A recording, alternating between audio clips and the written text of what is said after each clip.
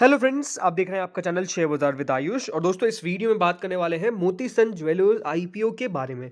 दोस्तों 18 दिसंबर से 20 दिसंबर के बीच में ये इशू ओपन होने वाला है। एक और मेन बोर्ड आईपीओ है जो आपको 18 दिसंबर से 20 दिसंबर के बीच में ओपन होता हुआ देखने को मिलेगा। 10 रुपये की फेस वैल्यू रखी गई है। 52 से 55 रुपीज़ पर शेयर का कंपनी ने प्राइस बैंड तय किया है, यानी 55 रुपीज़ का अपर प्राइस बैंड है। आपको एक लॉट में 250 शेयर्स मिलेंगे। 151.09 करोड़ का दोस्तों आईपीओ का साइज है, यानी अगर आप नोटिस करेंगे तो जो इशू का साइज है वो काफ़ी स्मॉल है, ओनली 151.09 करोड़ का। और ये पूरा का पूरा दोस्तों फ्रेश इशू होने वाला है, यानी सारा का सारा पैसा आपको कंपनी में जाता हुआ देखने को मिलेगा। लिस्टिंग होगी बीएसई एनएसई दोनों पर। लेकिन अब समझते दोस्तों कंपनी के बारे में कि बेसिकली कंपनी करती क्या है। तो फ्रेंड्स कह सकते हैं कि वैसे तो कंपनी के नाम से पता चल जाता है कि कंपनी का कारोबार क्या है। जी हाँ, एक ज्वेलरी कंपनी है। मोती सन ज्वेलर्स दोस्तों एस्टेब्लिश हुए थे 1997 में, यानी 1997 में कंपनी की जो कारोबार था वो चालू हुआ। देन उसके बाद दोस्तों कंपनी गोल्ड, डायमंड और कुंदन ज्वेलरी और कंपनी और भी सारे अदर अदर ज्वेलरी प्रोडक्ट्स बेचती है। कंपनी दोस्तों पर्ल, सिल्वर, प्लैटिनम और अदर मेटल्स भी बेचती है। लेकिन ज़्यादा जो बिजनेस है दोस्तों कंपनी का वो बेसिकली गोल्ड से रिलेटेड है। गोल्ड का बिजनेस कंपनी ज़्यादा करती है। कंपनी दोस्तों वाइड रेंज ऑफ प्रोडक्ट्स हैं इनके पास, जिसमें traditional, modern, combination design in various jewellery lines. जो कंपनी है वो सुटेबल है फॉर स्पेशल ओकेजन, जिसमें वेडिंग्स आप कह सकते हैं, सेलिब्रेशंस आप कह सकते हैं। इसके अंदर कंपनी का जो ज्वेलरी है, जो गोल्ड है, वो एवरीडे यूज़ के लिए भी आता है। So for all ages, genders and in different price ranges company के पास आपको जो ज्वेलरी है वो अवेलेबल हो जाती है। कंपनी दोस्तों जो ज्वेलरी प्रोडक्ट्स है वो ऑलमोस्ट 3 लाख से ऊपर के इनके पास डिजाइन है, गोल्ड के अंदर, डायमंड के अंदर और other materials at different price points. Motisons jewellers का दोस्तों एक फ्लैगशिप स्टोर है, वो है जयपुर के अंदर। और उनका जो फ्लैगशिप स्टोर है उसका नाम है दोस्तों मोतीसन टावर। ये दोस्तों जयपुर राजस्थान के अंदर लोकेटेड है। और दोस्तों यहाँ पर आप कंपनी यहाँ पे सिल्वर, गोल्ड और डायमंड ज्वेलरी बेचती है अक्रॉस 3 फ्लोर्स। तो आप समझ सकते हैं कंपनी का कितना बड़ा वो पूरा फ्लैगशिप टावर है। सो कंपनी की जो लेटेस्ट ब्रांच है वो दोस्तों 2021 में ओपन हुई थी। और वो कहाँ हुई थी? वो लोकेटेड है affluent Vaishali Nagar neighbourhood in the southern west part of Jaipur Rajasthan. एक खास बात क्या है दोस्तों, कंपनी कंसंट्रेटेड है, यानी कंपनी एक जगह पे ज़्यादातर आपको कारोबार करती है। वो कहाँ पे है? जयपुर के अंदर। तो जयपुर के अंदर आपको कंपनी का प्रेजेंस मिल जाता है, ज़्यादातर वहीं कंपनी का कारोबार चलता है। अब देखिए कोई भी आईपीओ है तो उसकी स्ट्रेंथ भी होगी, कुछ वीकनेस भी होगी। तो कंपनी की स्ट्रेंथ क्या है? सबसे अच्छी बात दोस्तों इनकी यही है कि इनके जो शोरूम्स है वो काफ़ी अच्छी जगह पे लोकेटेड है, स्ट्रैटेजिकली लोकेटेड है दोस्तों इनके showrooms. Diversified product portfolio company के पास, मतलब ऐसा नहीं है कि अगर आपको फॉर एग्जांपल मान लीजिए 20,000 की ज्वेलरी खरीदनी है तो आपको 20,000 की भी ज्वेलरी कंपनी के पास मिल जाएगी। 50,000 की खरीदनी है तो 50,000 की मिल जाएगी। 1 लाख की खरीदनी है या फिर उससे ऊपर खरीदनी है तब भी आपको मिल जाएगी। तो कंपनी के पास काफ़ी जो प्रोडक्ट पोर्टफोलियो वो डाइवर्स है, और एक ऐसा नहीं कि कैटेगरी में मिलेगा, काफ़ी सारे प्राइस पॉइंट है वो कैटेगरीज में आपको मिल जाता है। थर्ड बात ये है कि दोस्तों कंपनी का हम कह सकते हैं बैकग्राउंड, या फिर कह सकते हैं जो कंपनी का हेरिटेज है और लेगेसी है वो काफ़ी शानदार है, क्योंकि इसलिए दोस्तों कंपनी पिछले 2 डेकेड से काम कर रही है, इसमें कोई डाउट नहीं है। चौथा ये है कि दोस्तों कंपनी का एफिशिएंट सिस्टम है और प्रोसीजर्स है टू मिटिगेट रिस्क। लेकिन अगेन जैसे मैंने कहा, कुछ स्ट्रेंथ है तो कुछ वीकनेसेस भी है। तो वीकनेस क्या है? वीकनेस दोस्तों ये है कि कंपनी की हैवी डिपेंडेंस है गोल्ड ज्वेलरी सेल्स के अंदर। मतलब कंपनी का मेजरली मोर देन 80% हम कह सकते हैं जो रेवेन्यू है दोस्तों वो ट्रेडिंग ऑफ गोल्ड से आता है। तो जो गोल्ड में ट्रेडिंग होती है उससे कंपनी 80% अपना रेवेन्यू जनरेट कर रही है। तो आप समझ सकते हैं कंपनी की जो डिपेंडेंसी है वो गोल्ड ज्वेलरी सेल्स पर कितनी ज़्यादा है। सेकंड बात दोस्तों ये है कि कंपनी का जो ऑनलाइन प्रेजेंस है या फिर हम कह सकते हैं डिजिटल रीच है वो कुछ खास अच्छी नहीं है।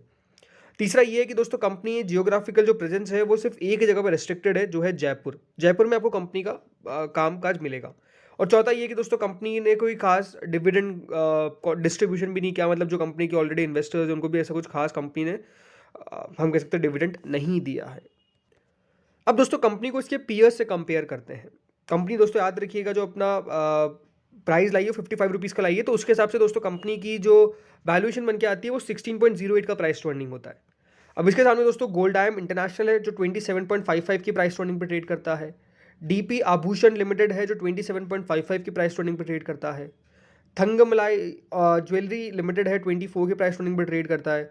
और रेनेसेंस ग्लोबल लिमिटेड है जो 48 की प्राइस टू अर्निंग पे ट्रेड करता है।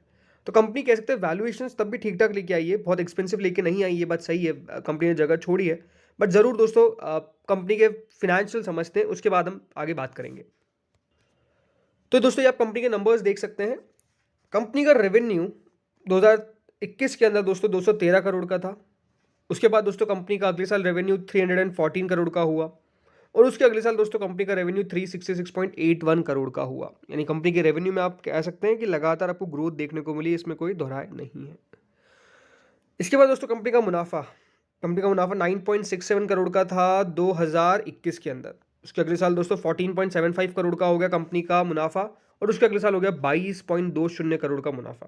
तो अगर लगातार आप देखेंगे तो ठीक ठाक ग्रोथ देखने को मिली कंपनी के रेवेन्यू के अंदर और प्रॉफिट्स के अंदर। जरूर मार्जिन बहुत ज़्यादा नहीं रहते हैं इस बिजनेस के अंदर।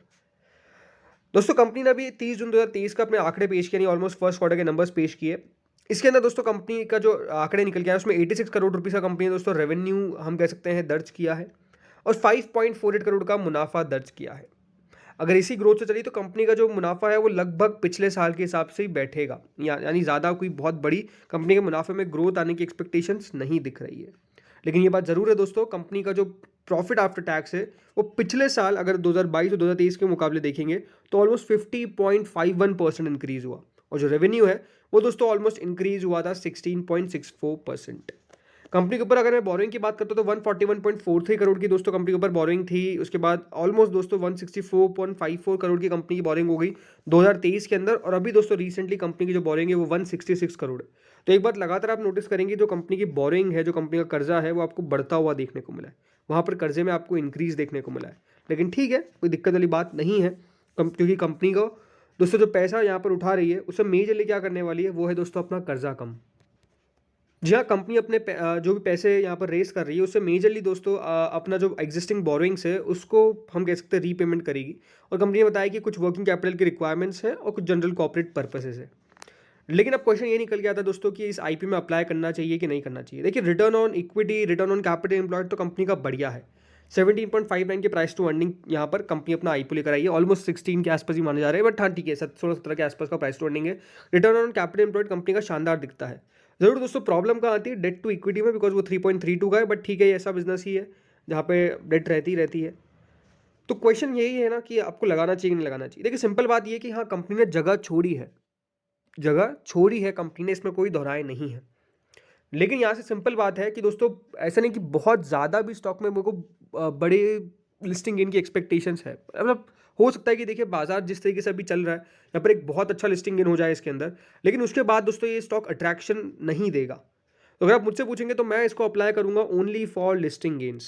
ठीक है, ये मैं अपनी बात कर रहा हूँ। अगेन आप अपना जो भी डिसीजन है वो अपने फाइनेंशियल एडवाइजर से ले, बट मैं अगर आप मुझसे पूछेंगे तो मैं इस आईपीओ को सिर्फ लिस्टिंग गेन के लिए अप्लाई करूंगा, not for the long term, because उसके बाद मुझे लगता नहीं कि दोस्तों स्टॉक में इतनी वैल्यू बचेगी। मैं ऐसा क्यों कह रहा हूँ, बिकॉज अगर इसकी ग्रे मार्केट की बात करता हूँ तो इसकी ग्रे मार्केट दोस्तों करेंटली 180% चल रही है। बिल्कुल सही सुना आपने, 99 रुपीज़ ग्रे मार्केट चल रही है। जो ये इशू है 55 रुपीज़ का प्राइस बैंड है, और ऑलमोस्ट दोस्तों डबल नहीं, ऑलमोस्ट हम कह सकते हैं 180% का आपका जो मुनाफा है वो बेसिकली करवा के देके जाएगा ये इशू। तो उसके बाद क्या अट्रैक्शन लगेगा, तो मुझे लगता है कि बिल्कुल भी अट्रैक्शन नहीं लगेगा, बिकॉज उसके बाद दोस्तों इसकी जो वैल्यूएशन है वो 60-65 के आसपास पहुंच जाएगी, और मेरे हिसाब से फिर कोई सेंस ही नहीं बनता है, बिकॉज इतनी ज़्यादा महंगा स्टॉक हो जाएगा, ये बहुत ज़्यादा ओवर प्राइस हो जाएगा। आई थिंक ग्रे मार्केट इतनी ज़्यादा चल रही है, तो मैं तो आपको ये भी कहूँगा थोड़ा सा मतलब चौकन्ना रहिएगा, बिकॉज ग्रे मार्केट में मुझे लगता है कि जो ट्रेड्स हो रहे हैं वो थोड़े से रिटेलर को फंसाने के लिए भी हो रहे हैं, बिकॉज याद रखिए बाजार में अभी ग्रीड सबसे ऊपरी लेवल पर है। मैं डराने वाली बात नहीं कर रहा हूँ, बट एक प्रैक्टिकल बात कर रहा हूँ। जब ग्रीड दोस्तों ज़्यादा होती है तो यही समय होता है रिटेलर्स को बहुत बार फंसाने का।